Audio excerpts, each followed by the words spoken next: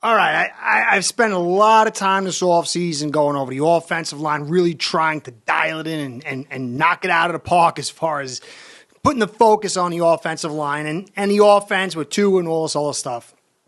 Without a doubt, offense is going to be a key. But this is still a defensive foundation as far as the build for the team. The most accomplished unit is the defense.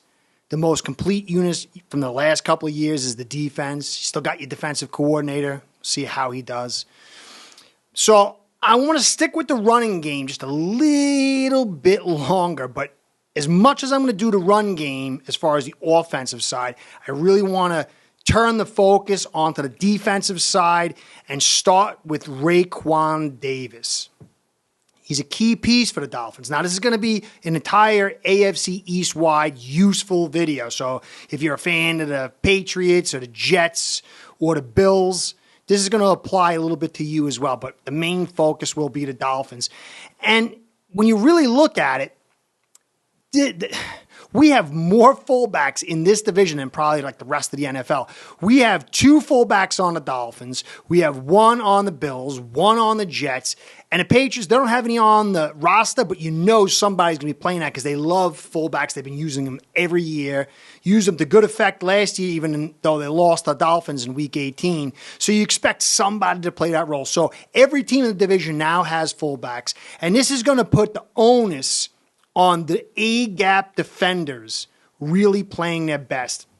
And this is why Raekwon Davis for the Dolphins is a big deal. How he plays this season is going to be a big tell as far as how this defense and this offense is going to go. Now, I'm going to use this graphic right here, spend a lot of time doing the research and color coding it of the Dolphins, their rushing yards for opponents and themselves, the win-loss record and the score, and the rush yard differential, and ultimately the point differential as a color coding. I'll get into that in a bit.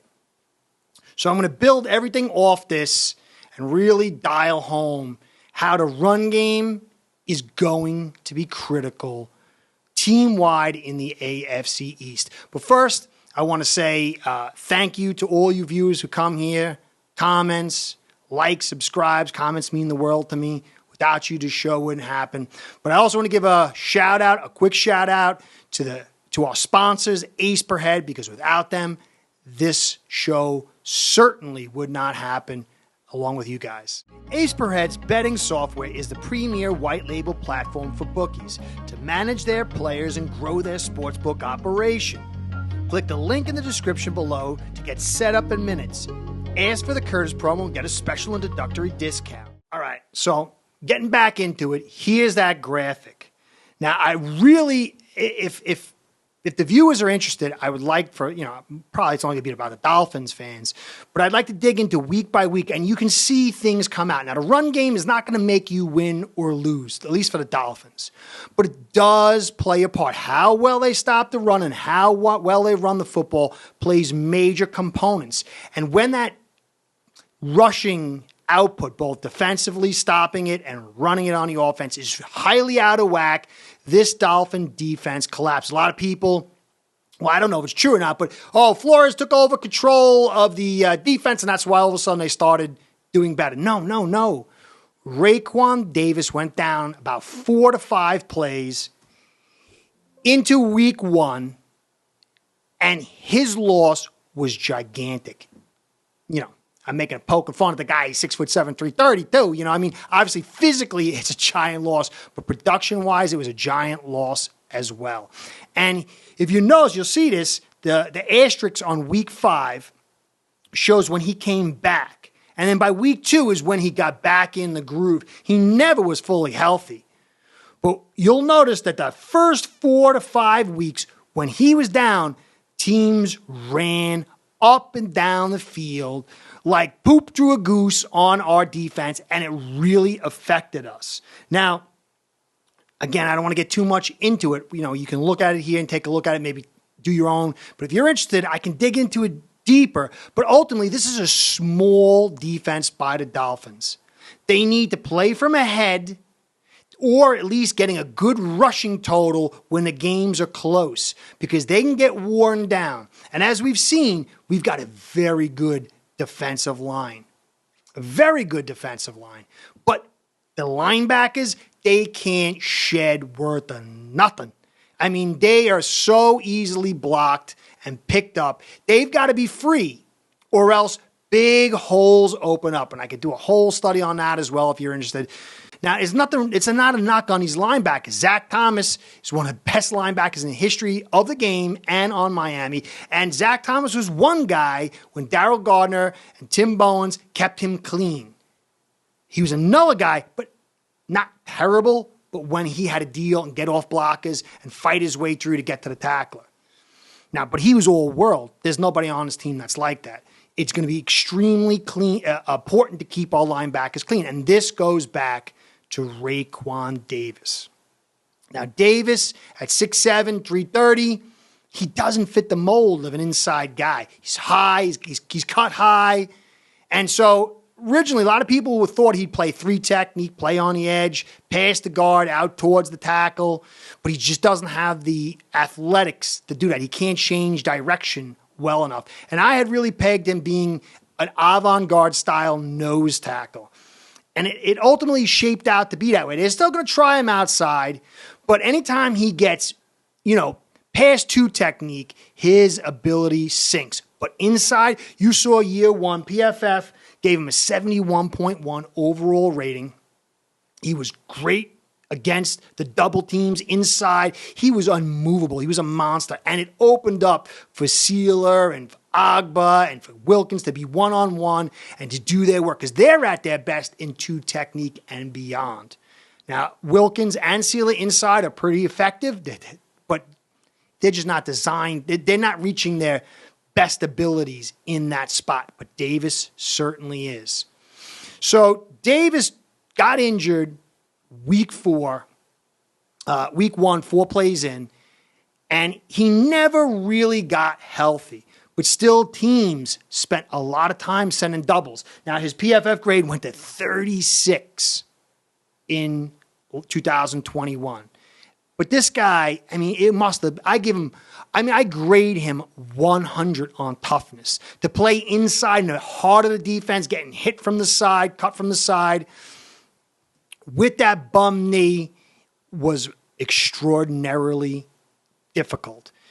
And I have film I was going to put in here, but maybe I'll do that another time when we dig into it. But essentially, in year 1, they could not move him. Year 2, he was able to get taken up by the center. The guard would come in, do the double, can't open him, which means open up the hole and then get to the second level. And he just really wasn't able to absorb it like he was in year 1. Again, this is the knee. So I don't know if they've developed better techniques. I really got to study the techniques that we used on him in year 1, compare him to year 2. I think maybe they understood how to handle this guy a little bit better, but most of that had to be the knee, because that knee never was healthy. But now in this season, with the Bills, they've got, we're going to look at right here. Look at this. You got Bills, you got Mitch Morris, 58.8 run blocking grade by PFF, which is subpar, but they brought in Saffold III, 74.5, which is excellent, and this guy is a monster. 6'5", 330. They got Bates, Nelligard, 63.9, which is solid. Quisenberry, who probably fighting it out for that right guard spot, 86.5. And then they got Gillum, their fullback, big boys, 255, 76.3 blocking grade. Now, you don't bring in I've said this before, you don't bring 2 Titans linemen in if you ain't pounding the football. And I'm going to get into why this is critical for all the teams in the AFC East. But this clearly was a move to build the interior of that offensive line and the running game. And they moved, there's no doubt they're going to be a balanced passing offense with Allen. But that interior run, that A-gap control, is definitely on the menu for the Bills. But it's also the Pats. They got Andrews, 80.1 run blocking grade. Onwenu at 340 pounds, 89.4 run blocking grade. Cole Strange, now it's going to be interesting to see what he can do. But then they got Ramondre Stevens. Now, this guy is Ramondre Stevenson, sorry. This guy's a beast. He has shades of Jerome Bettis. He can move. He's 250, and he's definitely going to test that A-gap. Now, they're not running it all. This, again, it's not about running it all day in the A-gap. This is not the 90s or early 2000s. But a handful of successful plays inside definitely alters things. And I'll get into that again soon. But here's the Jets now. The Jets made the most moves to dominate this offensive line. Look at this. They got Herbis, 67.2 run blocking grade. Laken Tomlinson, 75.3. Vera Tucker, 72.5. Connor McGovern, a center, 78.9. The backup center, Don Feeney, 79.3. And Nick Barton, their fullback, 74.9. They're running the football. And they're going to run a lot. And they're definitely going to attack the heart of the defense in that A-gap. I mean, it's clear. So teams have to be on their A game. And I can go through every team, but I don't really care about them as much as the Dolphins. Again, Raekwon Davis is a unique figure on this team. He's pretty good in pass rush. He's got one move, bull rush, that's it. But a lot of people have a hard time handling it because he's so big. But it is his run defense, his ability to play that 0 to 1 technique, maybe 2, shading inside or directly over the guard, to absorb those double blocks and demand them to free up the rest of the line, that is unique. And if he's not on his A game, it's going to be a long, long season. Now, go back again. Let's look at this little handy-dandy little chart I made. And you can see 125 week 1, 143 week 2, 140 week 3, 139 week 4, 121 week 5, and then it drops. And it goes all the way down. They had the bad game in Tennessee, rain-soaked field, perfect for the run game. But you can clearly see that the winning streak that Miami had was because they were able to improve their rush yards and limit the rushing attack of the opposition. And it wasn't small coincidence that by the second game Davis was in, things changed. Yes, his PFF grade was low, but he still played a critical role demanding those blocks, that double block. And that double block the double on him wasn't effective in year 1, and that's why he was rated so high. Year 2, it was a lot more effective. But still, the drawing of that freed up Wilkinson, Sealer, and Agba to allow them have their amazing season on both pass rush and run stop. Dolphins, they got Dieter, 61.7 PF run blocking grade. Connor Williams, 76.9. He's not a center. Liam Eichenberg, 57.9. Hunt, 65.6. Jones, 64.3. Alec Ingold, 71. Fullback, 71.4. All these teams are going to have fullbacks. And I'm going to get into the concept. All these teams want to hit the perimeter. They want chunk yard plays. But football, for the most part, isn't like the 90s Dallas Cowboys. We're telling you what we're going to do, and we're just so talented you can't stop us. What it is, for the most part, is us getting you into a situation that's highly compromising and then using our talent to break it open. And now hurt you so bad because you've compensated on something else that now you're off balance.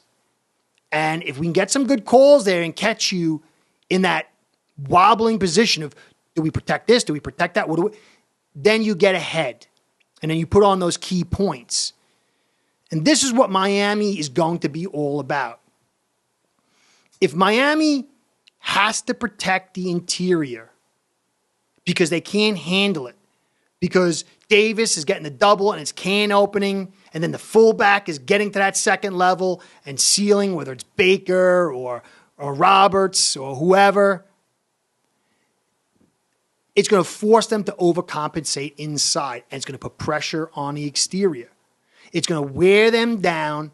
And as you can see here, the defense, when it gets beat up, it's not the same. And it's really not the same in close games either. This defense is going to be at its best with a strong lead, when the run game is really not a consistent element for the opposing offense.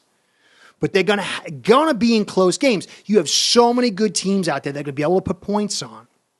And in those, close games late, the run game is going to be critical, and that inside run is going, if it gets effective, that's a great place to come on a following play with a play action. Because once you get linebackers sucking up to that inside A-gap attack because the D lineman can't hold it, and they're getting nervous, and they got to bring that safety up. Remember, all it takes is a half a yard of a creeping safety or linebacker with the talent that's in the NFL at the receiving position to break it wide open. And it all will be based off inside runs.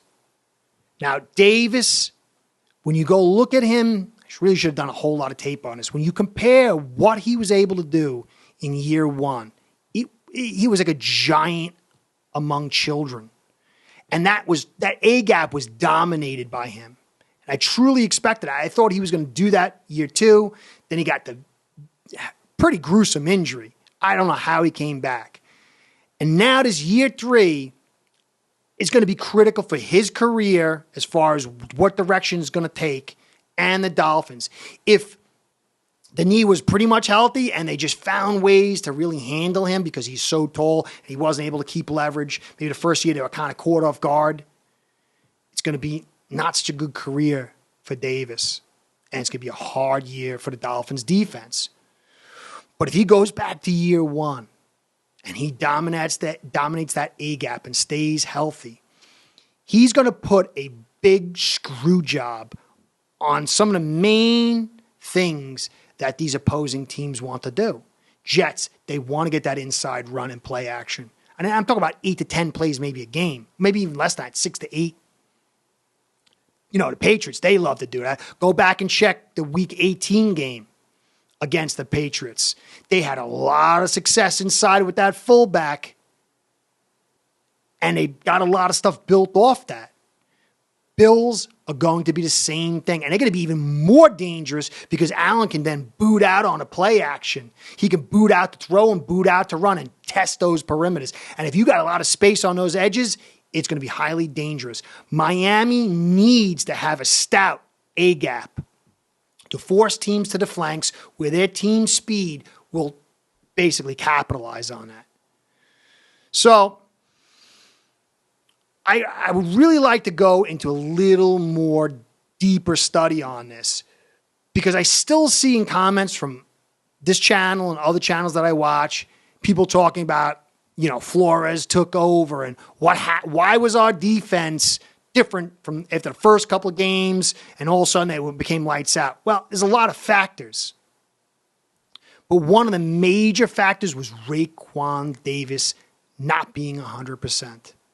When he plays like he did in 2020, look out. We went from 27th run defense in 2019 to 16th in 2020 when he came on after like 4 or 5 games. And then you could see, here's that little, I'm using as much as I can because I put a lot of work into it. You could see the first couple of games, they ran all over us, and we would have probably gone closer back to 2019. But when he came in, we ended up with the 14th ranked run defense because he began to limit it. Now, the Titans game is an anomaly because they're just the best running game team practically, besides the Colts, them and the Colts, in the league. And it was a rain-slick field, and Davis wasn't 100%. But when you look at the rest of the games, you can see the impact that Davis has, and that's with him not being 100%. Was it 90%, 95%, 85%? This season's going to be critical. Anyway, fullbacks are back. The dinosaur position is going to be on every team in the AFC East. A-gap control for 6 to 10 plays a game is going to be critical for all four teams, but especially the Dolphins defense, because our linebackers are smallish, not able to shed. We have generally a small defense that's an athletic, mobile, confusion defense. And honestly, the Patriots, they're totally geared to the run game. Jets look like they've geared up high to the run game. And the Bills, they're still going to be a passer team, but they're not playing around when it comes to the run game. Dolphins are going to need Davis. Anyway, this is Curtis saying thanks for staying to the end. Please like, comment, subscribe. Comments mean the most. I appreciate everything, guys. I really do. It's Curtis saying thanks. Catch you next time. Be well and go Fins. Start building your own online sportsbook today by getting signed up with aceperhead.com service that'll allow you to book action on sports from all around the world.